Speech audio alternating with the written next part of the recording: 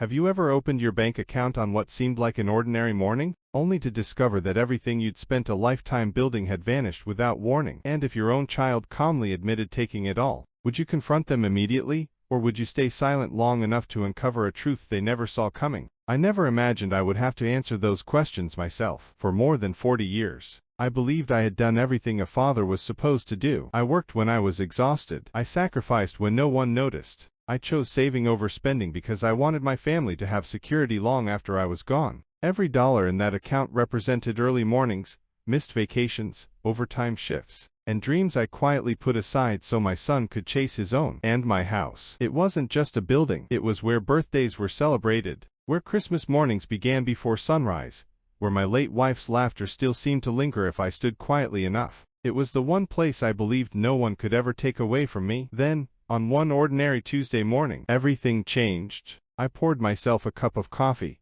just as I had thousands of times before, and sat down to check my bank account online. I wasn't expecting anything unusual. Maybe my pension had been deposited. Maybe a utility bill had cleared. Just another ordinary morning. Instead, the number staring back at me didn't make sense. The balance wasn't just lower, it was almost completely gone. For a moment, my mind refused to accept what my eyes were seeing. I refreshed the page once, then again, then a third time. My coffee sat untouched beside me, growing colder with every passing second. Nothing changed. The money I'd spent decades protecting had disappeared overnight. Before I could make sense of it, my phone rang. The caller had showed my son's name. Relief washed over me for the briefest moment. Surely he was calling because something had gone wrong. Maybe he knew what had happened. I answered immediately. "Dad, I guess you've checked your account by now." His voice was calm. Too calm. My stomach tightened. "What are you talking about?" There was a long pause. Then he said something I'll never forget. "I needed the money. The wedding costs got out of control."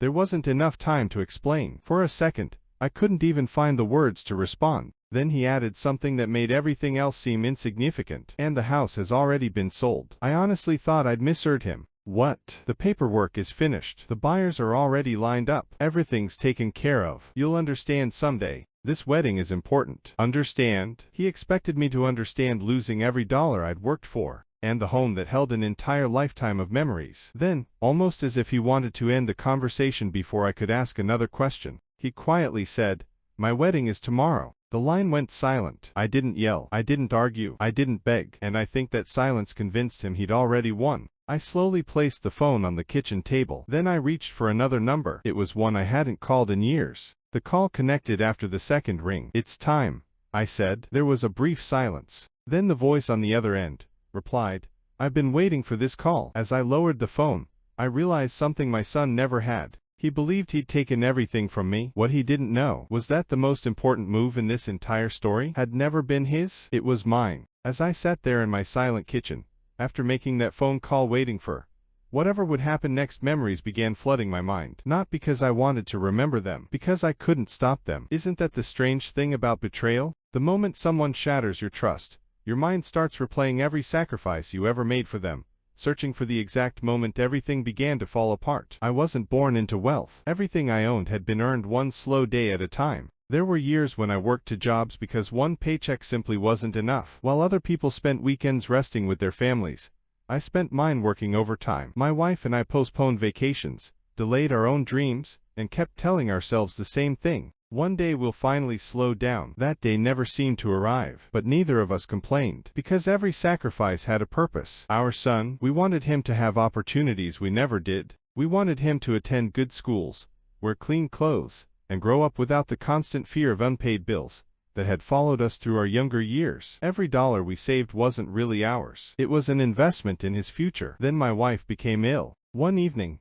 as I sat beside her hospital bed, she reached for my hand with what little strength she had left. She looked at me and whispered, "Whatever happens, promise me he'll always know he's loved." I squeezed her hand and promised I would. After she was gone, that promise became the center of my life. I tried to be both father and mother. I attended every graduation, every birthday, every milestone. When he struggled, I was there before he even asked. When he succeeded, I celebrated louder than anyone else. And whenever he made mistakes, as every young person does, I convinced myself that patience and love would help him become the man his mother believed he could be. Looking back now, maybe love didn't just make me forgiving. Maybe it made me blind. The warning signs had been there, I just kept finding excuses not to see them. It started with small loans, a few $100s, then a few thousand. There was always a reason, a business opportunity, an unexpected expense, a temporary setback. Every time he looked me in the eye and said, "Dad, I just need a little help." And every single time, I believed him. I never asked him to sign anything. I never talked about repayment dates. He's my son,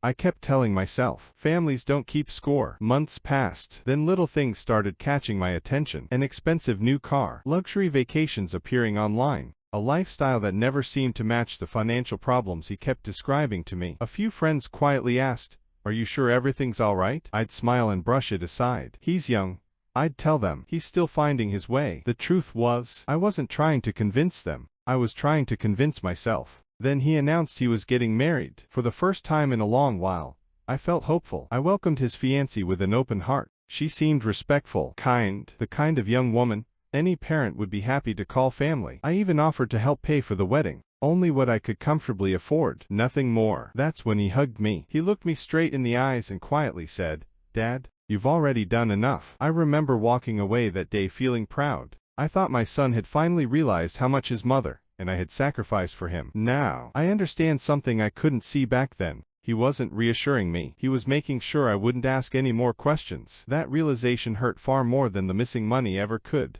Money can be earned again. A house can be rebuilt. But trust rarely disappears all at once. It fades quietly. One overlooked warning, one ignored instinct, one excuse after another, until one day, you realize there was almost nothing left to lose. As I sat there replaying every conversation we'd had over the past year, memories I had dismissed as ordinary suddenly refused to stay ordinary anymore. The rushed phone calls, the unexpected questions about my finances, the unusual interest he took in documents I'd kept safely tucked away for decades. At the time, each moment had seemed harmless. Now, they looked less like coincidences, and more like pieces of a plan that had been unfolding right in front of me. Then a thought struck me harder than anything else. If he'd managed to empty my bank account, if he truly believed he'd sold my house, then someone had helped him, someone with knowledge, someone I hadn't even considered. And at that moment, I stopped asking what had happened. I started asking, who else had been part of the plan? For the rest of that morning, I didn't call my son back. I didn't call the bank again. I didn't even leave the kitchen. I simply sat there, staring out the window, asking myself one question over and over. How does a son walk away with his father's life savings, and somehow convince himself he's done nothing wrong? The answer didn't come all at once. It arrived one memory at a time. I remembered how, almost a year earlier, he'd started asking questions he'd never cared about before. "Dad, do you still keep all your financial papers? Who helps you with your banking? Is the house completely paid off?" At the time, I smiled. I thought he was finally becoming responsible. Maybe getting older, maybe preparing for marriage had made him think differently. Now I realized those weren't casual conversations. They were research. Then I remembered something even stranger. About 6 months before the wedding, he insisted on helping me organize my filing cabinet. He said my paperwork was outdated. He joked that I'd never survive the digital age unless someone helped me. I laughed. I even thanked him. Together, we spent an entire afternoon sorting documents, throwing away old utility bills, arranging insurance papers, and labeling folders. I remember leaving him alone in my study for nearly 20 minutes while I made lunch. At the time, it meant nothing. Now, it meant everything. How many documents had he looked through while I wasn't there? What photographs had he taken? What information had he copied? Questions that had never crossed my mind before suddenly refused to leave. Then another memory surfaced. About 3 months before the wedding, he'd asked me to sign what he described as routine paperwork. He said it was related to a contractor who needed confirmation that some repairs had been completed before the wedding guests visited the house. I barely glanced at the pages. I trusted him. I'd signed countless school forms, loan guarantees, and family documents over the years. Why would this be any different? The realization hit me like a cold wave. Had I unknowingly signed something far more important? I stood up and walked straight to the small fireproof box, where I kept every document that truly mattered. Birth certificates, insurance policies, my late wife's will, property records. I unlocked it with hands that suddenly didn't feel steady. Everything appeared to be there, at least at first glance. But the longer I searched, the more one uncomfortable truth emerged. A folder I was certain had always been there was gone. Not misplaced. Gone. The folder containing the original ownership records for my house. I searched every shelf, every drawer, every cabinet. Nothing. Someone hadn't simply stolen my money. Someone had been preparing for this long before that phone call. I leaned against the desk and closed my eyes. This wasn't a desperate son making a terrible decision overnight. This was a plan. A patient, carefully constructed, step-by-step plan. And the most painful part wasn't realizing how much I'd lost. It was realizing how long I'd been living beside someone who had been waiting for the perfect moment to betray me. But even then, one detail still didn't make sense. My son wasn't reckless. He wasn't clever enough to navigate banks, legal paperwork, property records, and financial transfers completely on his own. Someone had guided him. Someone who understood exactly what they were doing. And as that thought settled into my mind, I remembered the one person who had suddenly become very involved in every wedding decision.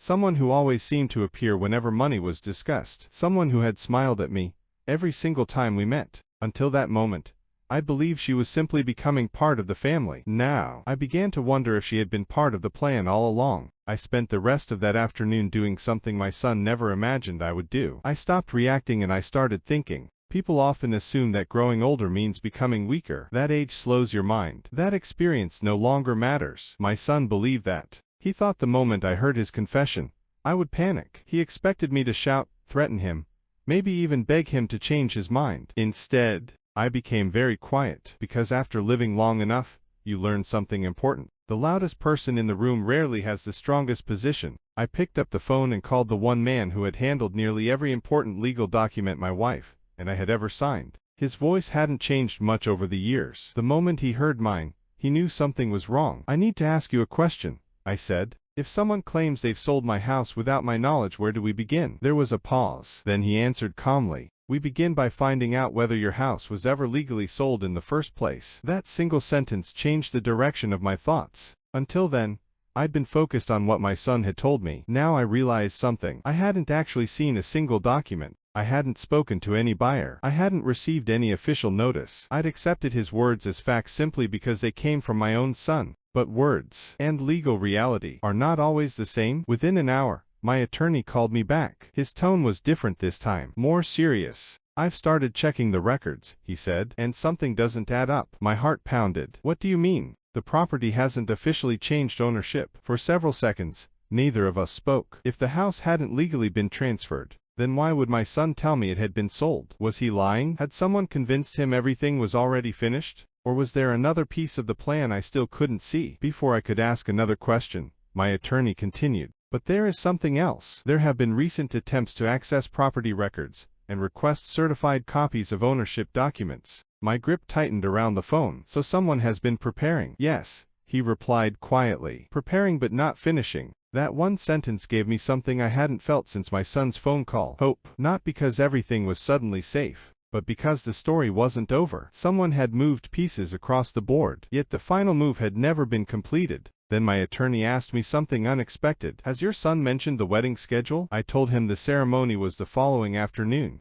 Another pause. Then he said something that sent a chill through me. "Good." I frowned. "Good. Because if they're depending on money that shouldn't belong to them, tomorrow may be the only chance to stop this before more damage is done." For the first time that day, I wasn't thinking like a father. I was thinking like someone who had spent an entire lifetime protecting his family. Sometimes protection doesn't look like giving people what they want. Sometimes it means stopping them before they destroy themselves. That evening, I sat alone in the living room. My wife's photograph rested on the fireplace mantel, exactly where it had been for years. I looked at her smile and whispered words I never imagined I'd have to say. I tried to keep my promise. The room stayed silent, but somehow, the silence gave me clarity. This wasn't about revenge. It wasn't about humiliating my son. It wasn't even about the money anymore. It was about the truth. Because if I allowed this to continue, he wouldn't simply lose his integrity. He'd spend the rest of his life believing betrayal was a shortcut to success. And I loved him too much to let that become the lesson he carried into his marriage. The next morning, while wedding guests were choosing their seats and photographers were arranging family portraits, I was heading somewhere else. Somewhere my son never expected me to be. Because before anyone said, "You may now kiss the bride," the truth was about to arrive first. The morning of the wedding arrived brighter than I expected. The sun was shining. The flowers had already been delivered. Luxury cars lined the entrance to the country club, where the ceremony was being held, and guests stepped out smiling, carrying wrapped gifts and congratulating one another as though they were about to witness the happiest day of two young lives. From a distance, It looked perfect. No one could have guessed that beneath the expensive decorations, carefully rehearsed speeches, and polished smiles, an entire family was standing on the edge of a truth that would change everything. I parked my car a short distance away. I wasn't wearing anger. I wasn't wearing revenge. Just the same navy suit I'd worn to my wife's funeral years earlier. The only difference was that, this time, I wasn't burying someone I loved. I was burying the illusion that trust alone could protect a family. As I walked toward the entrance, a few relatives noticed me. They smiled. "There's the proud father. Your son looks so happy today. You must be excited." I smiled politely. "Yes," I replied. "It will certainly be a day no one forgets." None of them understood what I meant. Inside the reception hall, everything was moving exactly according to schedule. Music floated through the room. The wedding planner hurried from table to table, making tiny adjustments to centerpieces that most people would never notice. Photographers directed family members into perfect poses. Waiters carried trays filled with champagne. Everyone was celebrating a future they believed had already begun. Then I saw my son, standing near the front of the room, laughing with his friends, relaxed, confident, completely at ease. For a brief moment, I simply watched him. I didn't see the man who had emptied my bank account. I saw the little boy, who used to run toward me, after Little League games, asking if we could stop for ice cream on the way home. I remembered teaching him how to ride a bicycle, helping him tie his first necktie, watching him graduate. Those memories hurt far more than his betrayal ever could, because they reminded me of the son I thought I'd raise.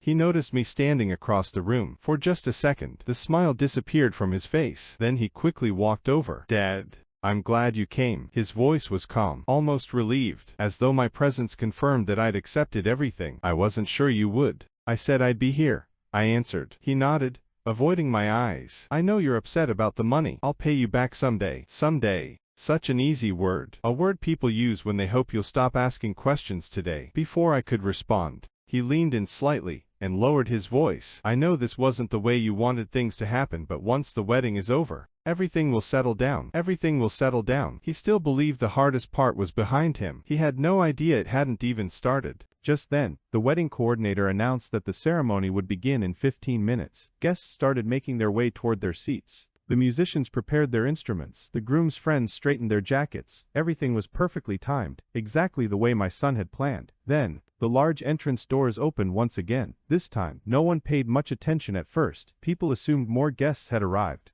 But as the newcomers stepped inside, quiet conversations began to fade. Heads slowly turned. The room grew strangely still. I watched my son's face. The confidence he'd carried all morning vanished almost instantly. His eyes locked onto the people walking toward us. He recognized them, and judging by the color draining from his face, he hadn't expected to see them there. One of them carried a slim leather folder. Another held a small stack of documents. My attorney walked calmly beside them. No raised voices. No dramatic entrance. Just quiet confidence. My son took one nervous step backward. "Dad, what is this?" For the first time since his phone call, I looked directly into his eyes. Then I gave him the same calm expression I'd worn from the very beginning. "I told you I'd be here. I just didn't tell you. I wasn't coming alone." For a moment, no one moved. The music had stopped. The conversations had disappeared. Even the wedding planner, who had spent months making sure every second unfolded perfectly, stood frozen with a clipboard still in her hands.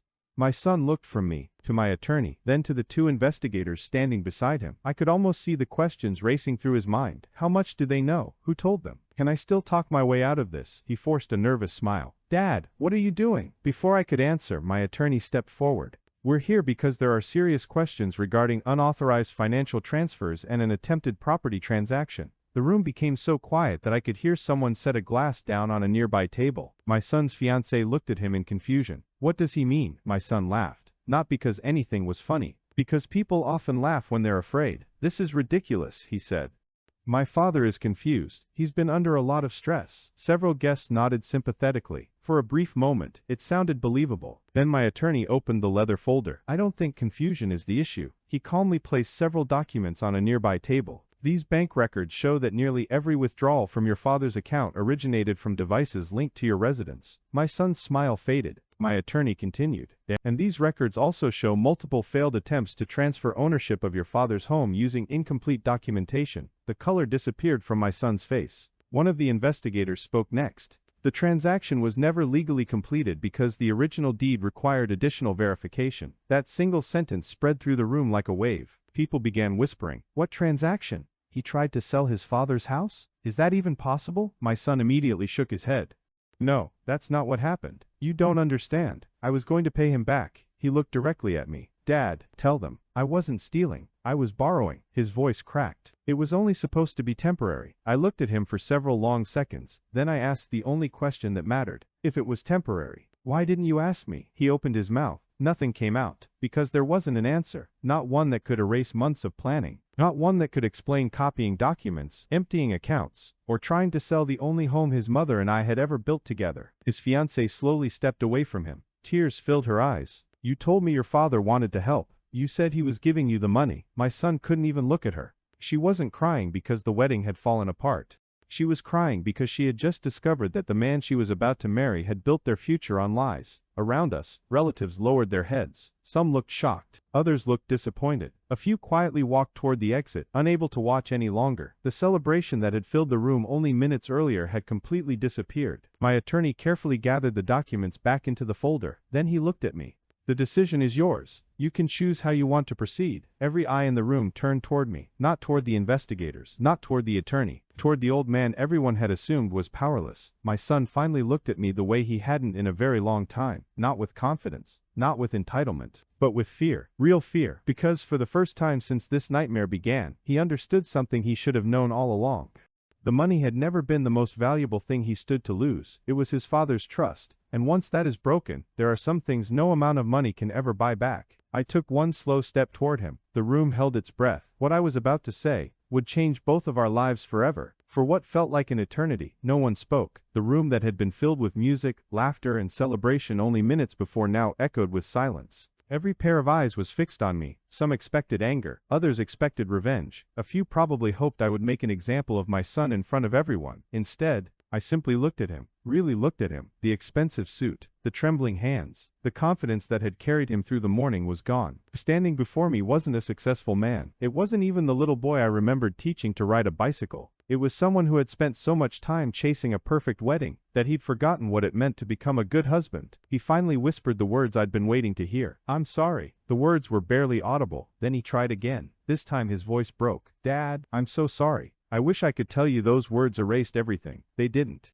An apology can begin healing, but it cannot erase months of deception. It cannot restore broken trust with a single sentence. I took another step toward him. You know, I said quietly, when your mother was alive, she used to worry about one thing. He slowly raised his head. She never worried about money. She never worried about this house. She worried that one day you might grow up believing success was measured by what people saw, instead of who you became. His shoulders slumped. I always told her she was worrying too much. A tear rolled down my cheek before I even realized it. I believed we'd raised a man who would protect his family. But somewhere along the way, you started believing that appearances were more valuable than character. The room remained completely silent. No one interrupted. No one reached for a phone. Even the guests who barely knew our family understood they weren't witnessing an argument.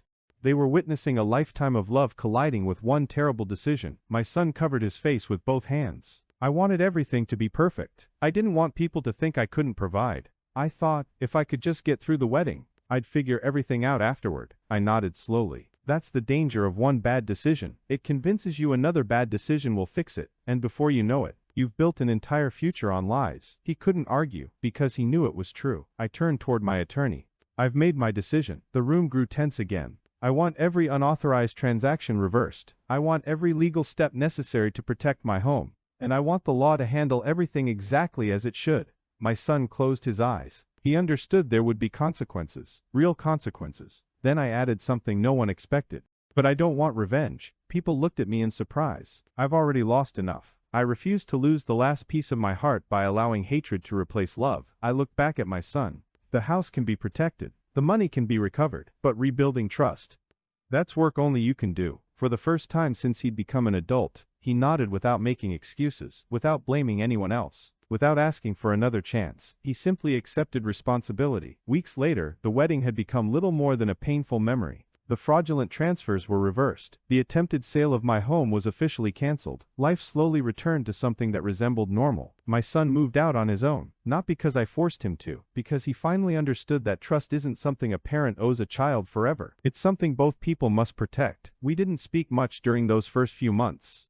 Sometimes healing begins with silence. Then one afternoon he knocked on my front door, not to ask for money, not to ask for forgiveness, just to spend time with his father. We sat on the porch for hours, saying very little. Before he left, he looked at the old house and quietly said, "I used to think this was the most valuable thing you owned." I smiled. "It never was." He frowned. "What was?" I looked at him and answered with the lesson it had taken both of us far too long to understand. "Your mother's trust. And mine. Houses can be rebuilt. Bank accounts can recover. But once the people who love you stop believing in your character, that's the hardest thing in the world to earn back. If my story has taught you anything, let it be this. Never measure your wealth by the balance in your bank account or the size of the home you live in. Measure it by the people who can trust you completely when no one else is watching. Because a family isn't held together by money, property, or appearances. It's held together by honesty. And once honesty is sacrificed for ambition, the price is always far greater than anyone expects. If this story resonated with you, I'd love to know your